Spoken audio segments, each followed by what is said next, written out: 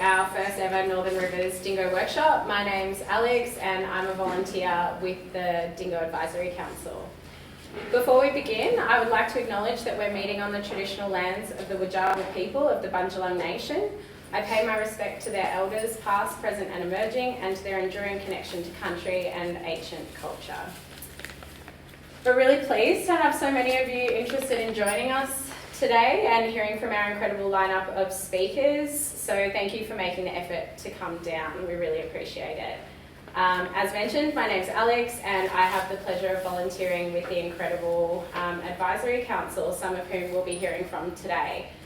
A little bit of background on the Dingo Advisory Council. It's basically an NGO set up to be an advisory body, as the name would suggest, to government, landholders, for education and also for non-lethal alternatives to managing dingoes and how we can find ways to manage these animals in the environment without having an overwhelming impact on them.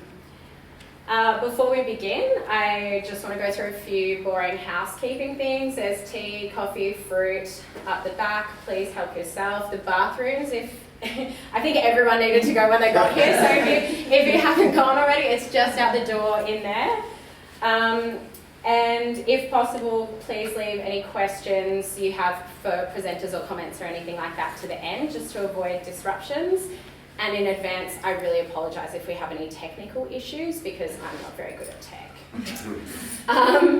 Lastly, we just wanted to acknowledge that dingoes can be an emotive topic for people. Some people love them, some people hate them, and some people don't know anything about them at all. We expect we might have a diverse range of perspectives and views in the room here today, and we just want this to hold space for everyone's views and experiences and be a place to share knowledge and discuss solutions together. So please ensure respect at all times for each other, regardless of their perspective. In saying that, I'm really excited to hear from all the speakers we have today, and I'll introduce the first one. I'm really pleased to introduce Uncle Lionel Currie. He's a Yugambeh, Mununjali and Minyangvul man living in Byron. He has strong cultural ties to the dingo and even has songlines running through his country that relate to the dingo. He is very kindly going to share what the dingo means to him and why they are significant in his culture. So please make him feel welcome.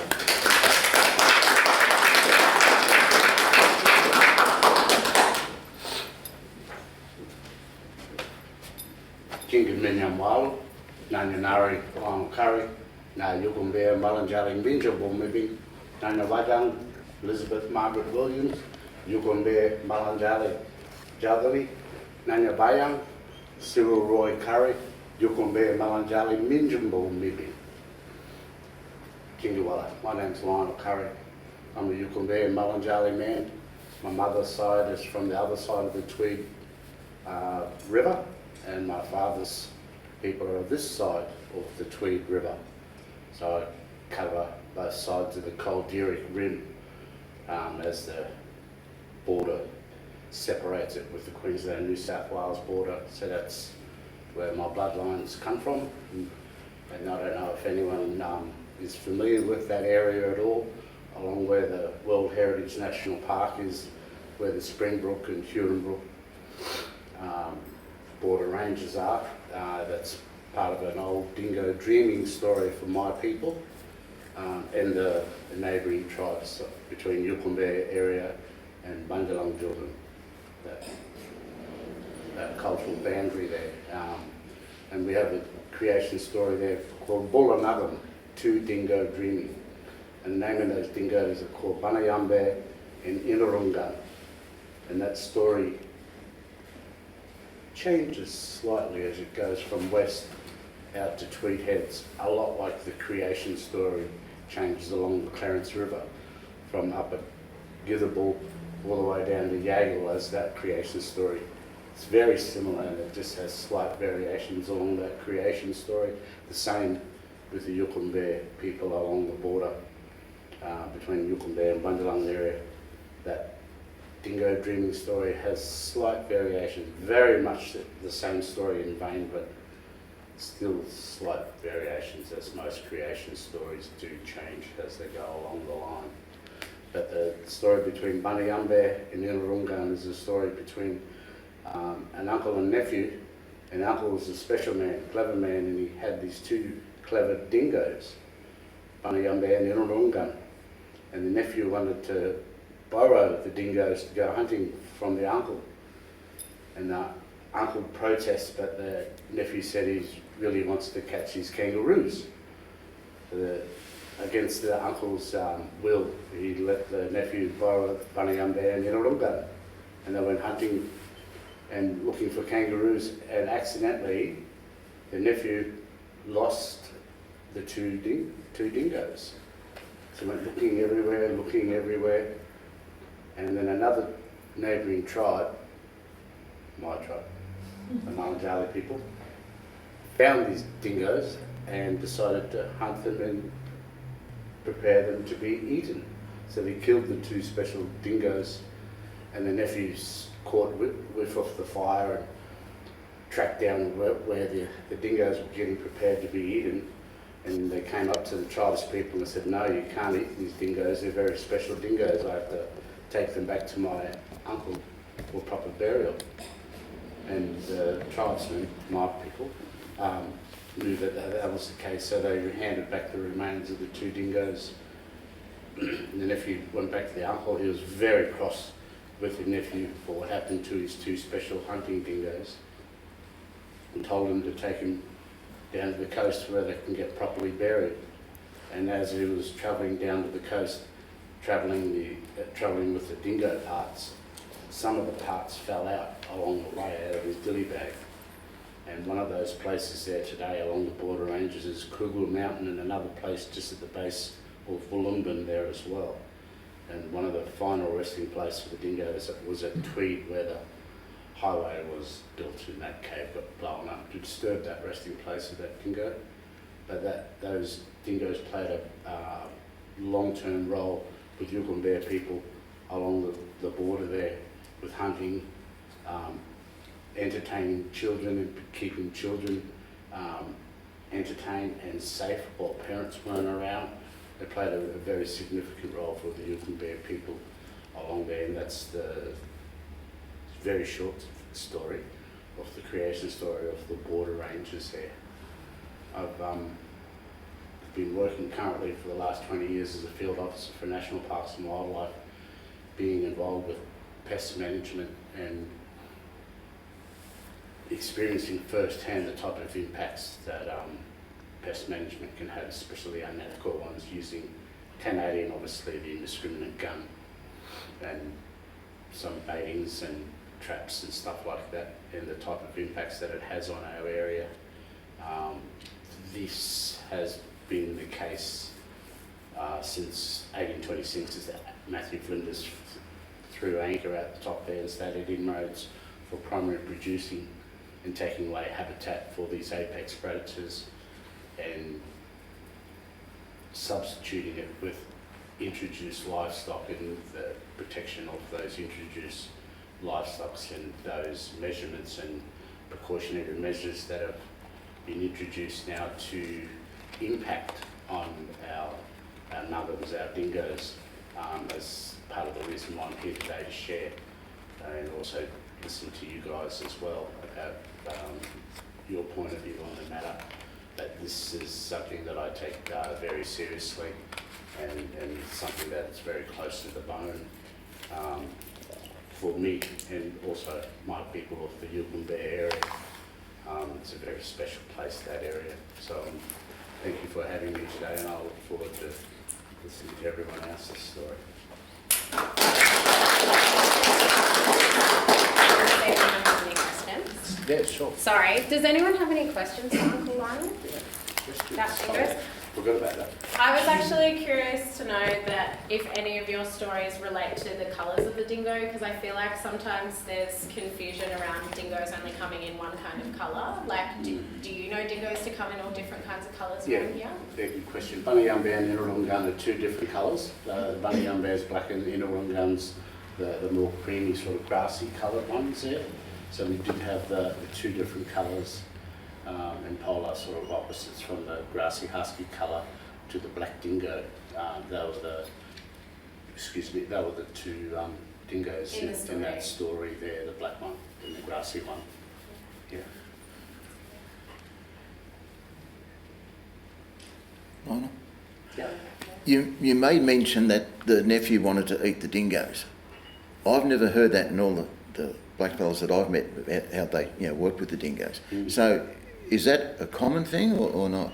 No, it's not a common thing. No. Because when you mentioned, I thought I've never heard that. No, that was a common thing, yeah. It wasn't a common thing, but in that particular case, they were hungry. As the story unfolds, my people were looking for food and they couldn't find anything, and the daughters down at the creek could see and hear the dingoes in the distance trying to round up the kangaroos, and that's when they went back and told the old people, oh, there's dingoes down here, so they said go down and get them, and then they got them and brought them back and prepared them for a meal. And that's when they were unfortunately discovered by the owner's nephew, and got retrieved and buried properly. But yeah, it's not. You're right. It's not a common story. No. Yeah. I mean, obviously they eat meat. They catch whatever they can to that. I don't know whether they've eaten possums or koala, because some people said some of the meat just tastes different. You can't eat it. But I just thought with dingo, to just considering it's part of the dreaming of lots of the different clans, but maybe it's just a one-off. Yeah, and you find a lot of creation stories that was just someone, tilting the scales of law or testing the boundaries of law, and there's repercussions as a result of that. And that's one of those classic stories of crossing the line. Yeah. Thank you. It just happened to be my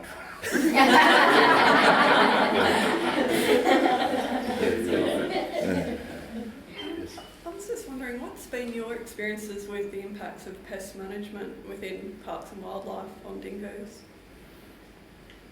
I can't really speak on behalf of parks, and I do have a personal experience with that. One of my issues that I have with that is the 1080 baiting season goes into the dingo breeding season, as you know, and that impacts the pups when they come out and the mother when they're looking for food. So that is sort of like my biggest bone of contention, pardon the pun, biggest bone of contention around the 1080 baiting with pest management, whether it be for fox or wild dog.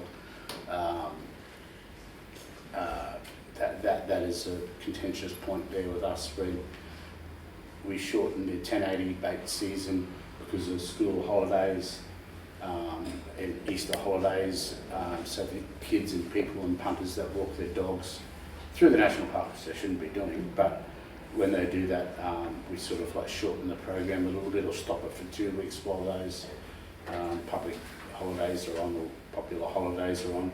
So if we can do that sort of management there for people and the public to keep them safe, I think we're obligated to do the same thing with our dingoes when it comes to those sensitive breeding times. That's been a long-term issue. That's one of my biggest issues that I've noticed. Yeah. So do they listen to you or not, the government, or the other rangers? I'm sure they can hear us. Yeah.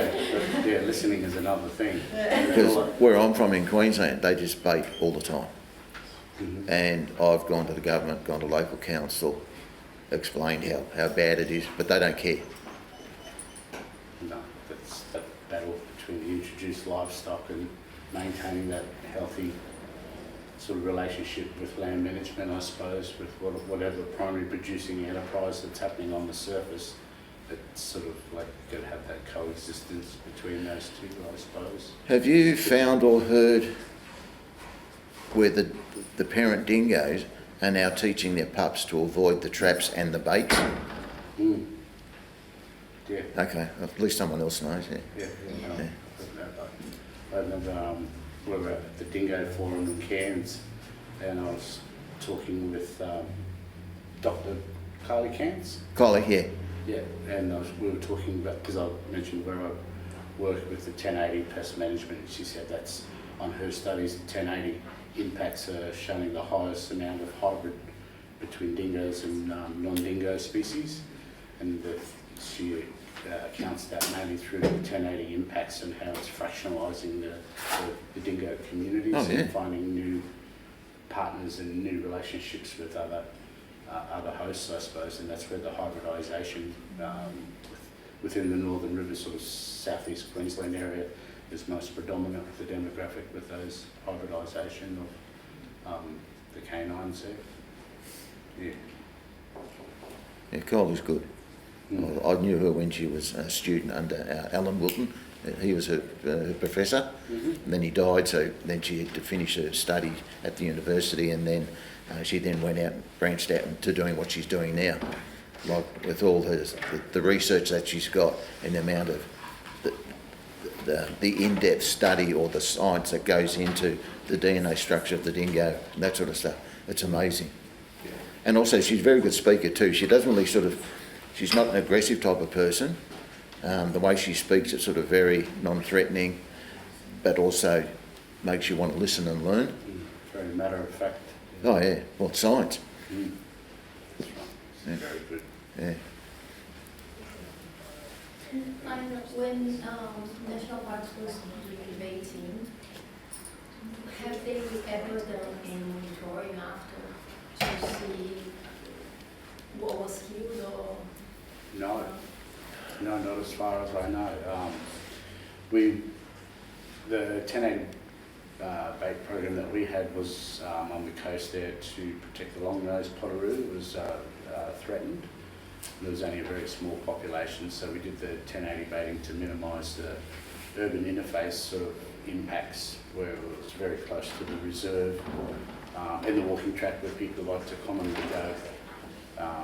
So that was like our main campaign to try and minimise the impact of introduced dogs to that particular part of the reserve to protect the long-nosed potteroo. But we did sand traps and motion sensor cameras there to try and record any long-nosed potteroos there, but we did that for 7 years and had no evidence at all for long-nosed potteroo being there, and if anything there was an increase of wild dogs in the area, and a wild dog was chewing out the belly of the wallabies in the area at the time, so it was a very aggressive time for about 5 or 7 years, with a lot of people bringing their dogs through and letting them go off the leash, and we were trying to do compliance when that 1080 bait season was on, to try and make people responsible for their pets, and constantly educating them about the impacts of a 1080 if their dog or their pet comes in contact with it, but there's so many people, it's hard to keep everyone up to date with that sort of stuff. Even if it's public notifications and signposts and a bit of PR work in between, it's hard to get to everybody with those sort of campaigns. Do you have imagery of those dogs still? Do you have the images of those dogs that were they like dingo dogs, or were they more like Feral dogs. feral? Mainly feral, yeah. With the tracks, you could just sort of tell just in the sand padding. Was where we was. A lot of the landscape around us was sand, so we could just put the bait down and just trowel out the sand and rake out the sand nicely and leave it for a certain amount of time, and it was a really good blueprint for anything that came across it, whether it be a goanna, cat, dog, dingo. You could tell by the tracks that were left there. And as you know, we were targeting, our target species was the fox, and every time the fox would take the 1080, you knew it was a fox because it was so surgically removed. And then once it was happy with its catch, it would go to the toilet, and we would take the scats and send them off to Trixie to go and get it analysed to see what the foxes were living on. So that was a really clear outcome, I suppose, of what was there. It was between the foxes and the wild dogs.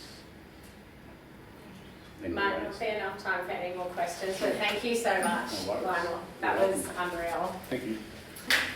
I'd like to now welcome our next speaker, Zeph Thomson. Zeph is a local wildlife educator and has a very successful local dog training business with over 10 years experience in the field. They have also worked with both captive bred and wild-born dingoes, giving them a unique insight into the huge differences between the two. Please make them feel welcome. All right, so g'day all, and I'm sorry if I actually mispronounce some of my words. Usually when we do talks and shows, it's a little bit more off the cuff and a bit more sporadic, I guess you could say. So I have writing today, so we'll see how we go. Don't laugh. Oh, I was listening. My tripod. All right, so g'day all, my name is Zeph and I'm a local to this region. I've been training dogs in the Northern Rivers for about 10 years now. So some folks would also recognise me from the Wildlife Twins, okay? So my identical twins, Bridget actually in the front row here, we've been running our educational wildlife shows in the community and beyond for the last 8 years. We're fully insured and licensed by the DPI. Okay. During this time, we have become a well-known figure in the community for our education style, but also our passion for dingoes. Okay. The main reason why I entered into the wildlife education space was because of my twin, Bridget. She received a call from a facility down south who needed to home 2 captive-bred alpine dingo pups. Now, at the time, Bridget needed a trainer and saw the opportunity as free labour. To get the 2 pups trained for the educational shows. Yeah, taking advantage of my training knowledge. Alright, so at that point in time I had already been working, you know it mate, as a sole trader, training mainly pet dogs in the community. Alright, but I'm lucky enough to share heaps of different experiences with working dogs, such as environmental detection dogs, farm dogs, security dogs, personal protection dogs, and working with the local dog rescues. In relation to dingoes, I have trained many individuals, from captive-bred dingoes to wild-born dingoes and dingo-dog hybrids. These experiences have given me a unique insight into the relation of dingo training and behaviour, with a direct knowledge of local dingoes and how dingoes exist within our local community. Since being in the dingo space, I've learnt so much about the species, not to mention the fascinating new studies that have been coming out in the recent years. We've been committed to educating the public on how important this misunderstood species is for our environment and constantly keeping our finger on the pulse for new studies and information and research. Due to my 2 careers colliding, as a dog trainer and a wildlife educator, I have developed a massive obsession with dingo genetics and the difference between dingoes and dogs. Overwhelmingly, no matter your perspective on the existence of dingoes, I have learned that it's integral to be a responsible dog owner. Now, the one thing I think it is worth addressing when discussing the topic is the term wild dog, which is understandably really confusing. So what is the definition of a wild dog? Well, in New South Wales and other mainland states and territories, the definition of a wild dog is dingoes, stray dogs, or hybrids of the 2. This is extremely confusing, as it is an umbrella term to describe a variety of different canines. I often see debates online around whether a photo of an animal is either a dingo or a wild dog. But the truth is, by definition, a dingo is a wild dog. More broadly, the definition seems to differ depending on each individual I talk to, which leads to more questions rather than answers. So, what is a wild dog? Is it a stray dog? Or is it a pet dog, a hunting dog, a working dog that's gone feral? What does a dog that's gone feral look like? Or, in some cases, is the term wild dog a term used to make the dingo sound less native?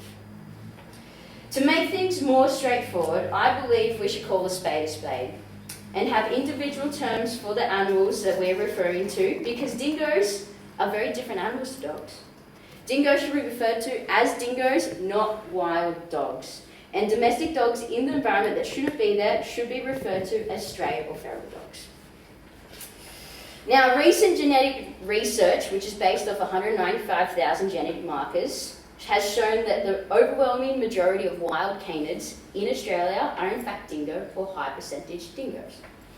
Just 0.6% of samples were found to be feral or stray domestic dogs, meaning whilst dogs in some cases are able to survive for a short time in the bush if resources are available, they don't establish populations in the wild.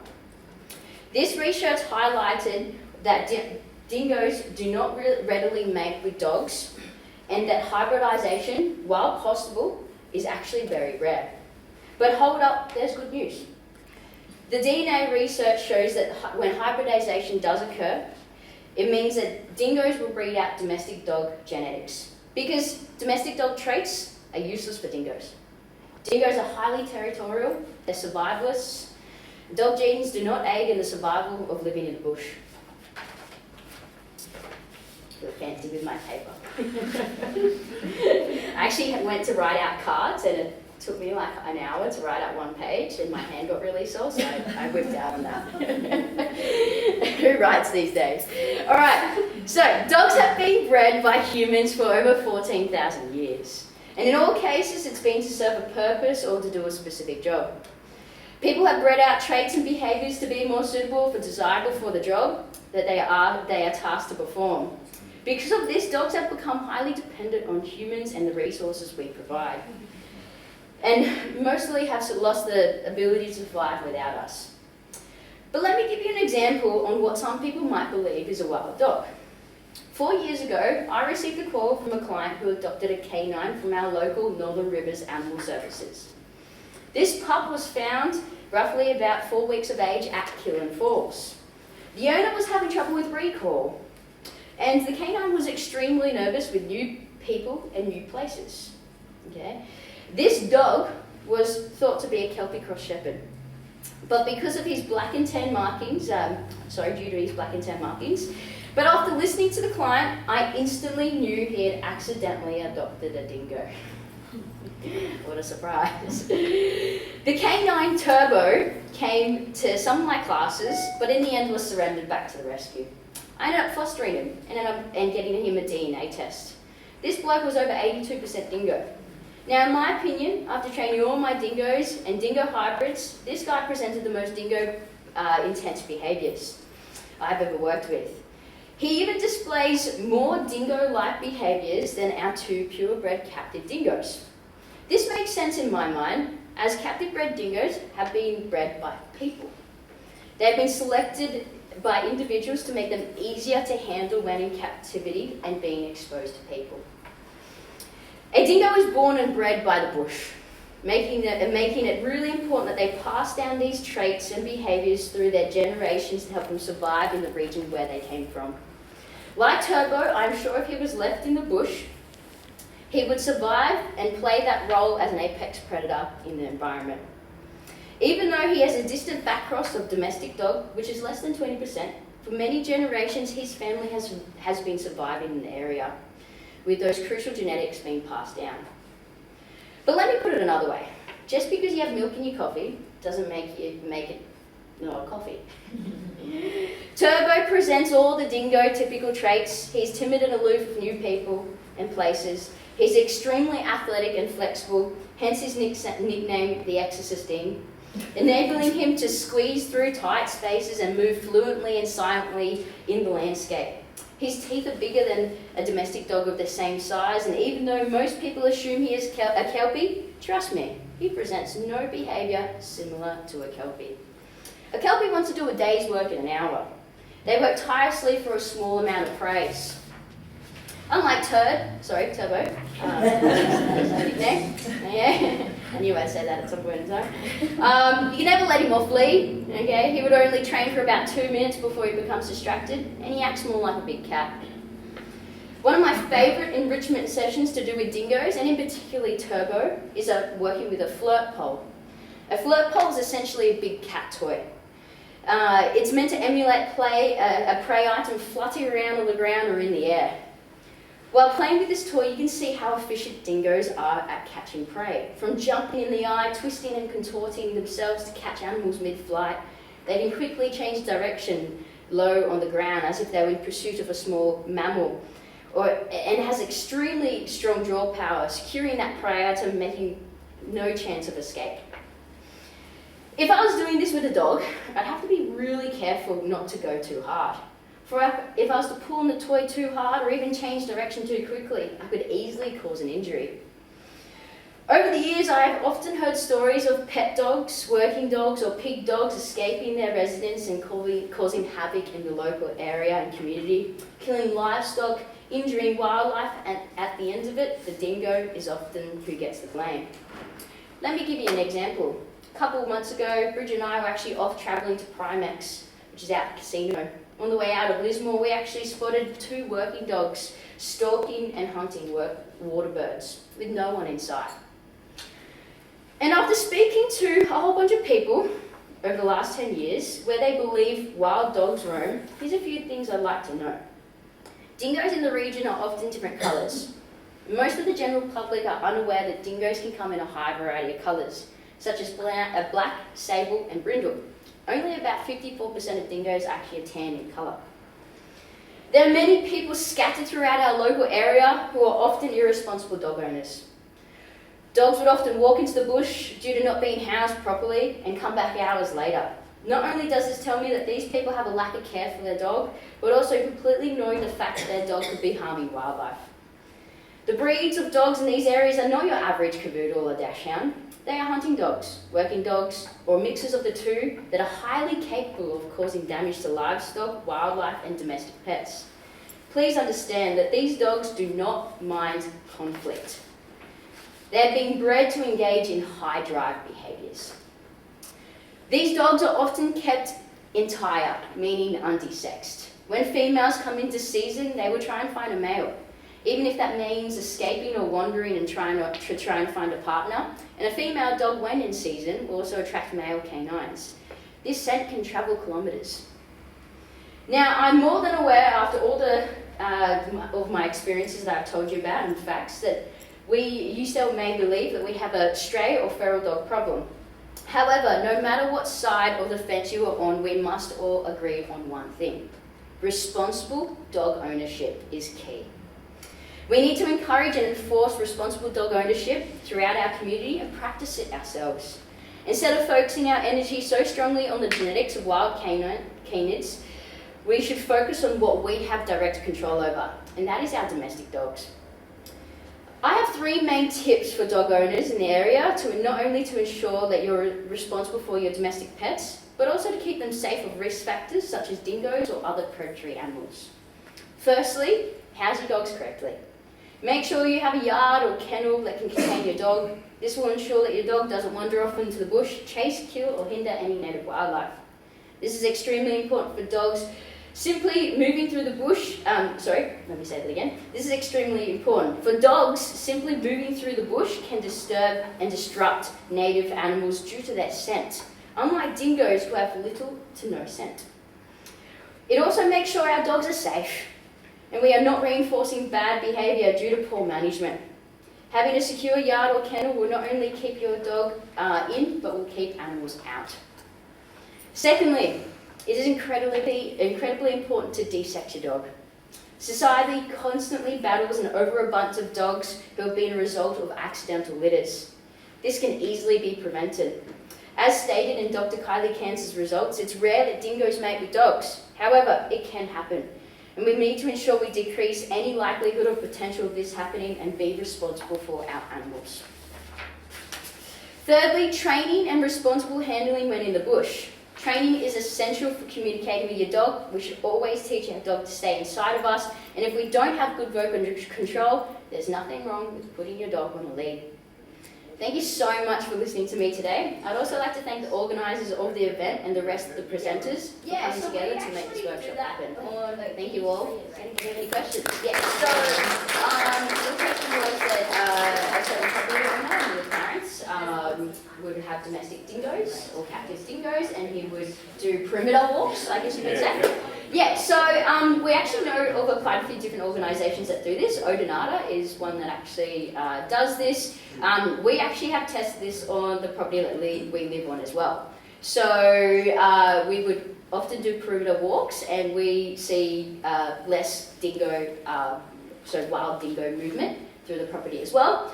Yes, so the smell and scent of the weed and poop, because obviously dingoes are highly territorial, and especially if those individuals are quite healthy, you know, dingoes are obviously, that poo and weed is like your Instagram. Okay? It's going to tell you everything. Probably more than Instagram, right? It's going to have your tax file number. It's going to have everything. Your birth certificate, you know? So the dingoes, the wild canids would smell that and be like, whoa, I'm not near that. So this is actually a bit of a method that is, I guess, popped up in questions and reliability for even non-lethal livestock management as well. So yeah. But then what about the feral dogs?